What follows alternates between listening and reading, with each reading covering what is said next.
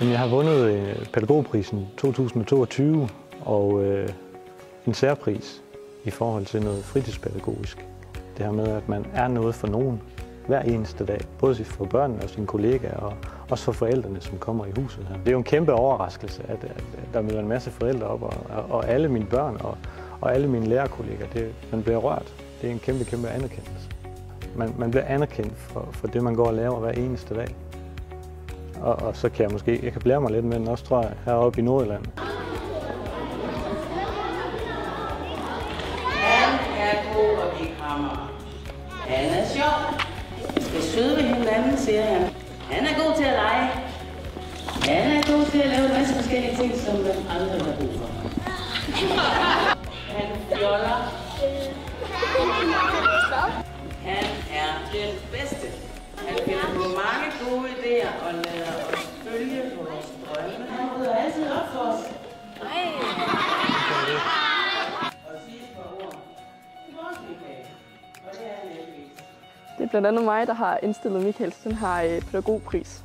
Det har jeg, fordi jeg synes, Michael han er en ekstremt dygtig pædagog. Han er hjertevarm, og man er ikke i tvivl om, når man træder ind i et rum, hvor Michael er, at han brænder for det her fag. Og det synes jeg, at han skal anerkendes for. Også bare det, man kan se, han er der. Altså, som du siger, han er altid glad. Ja. Også man ser aldrig, at han har en dårlig dag. Og jeg synes selvfølgelig også, at Michael han er en super dygtig pædagog, og det er jo det, vi fejrer i dag, og vi lyser på ham i dag, og det har han så meget fortjent. Det er hele Michaels person, der gør, at man ikke er i tvivl om, at han fortjener den her pris.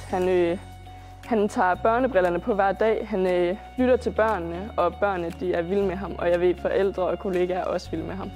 Han er hjertevarm, ikke også? Altså, børnene ved, hvad de har ham. Ja. Så hvis der er noget, så er det jo ham, de går til.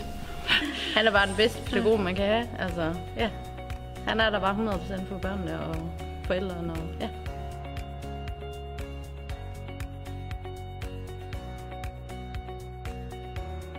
Den pris, den synes jeg, vi fejrer to ting ved, at det er alle pædagoger, der skal give sig selv et klap på skulderen, eller få et klap på skulderen.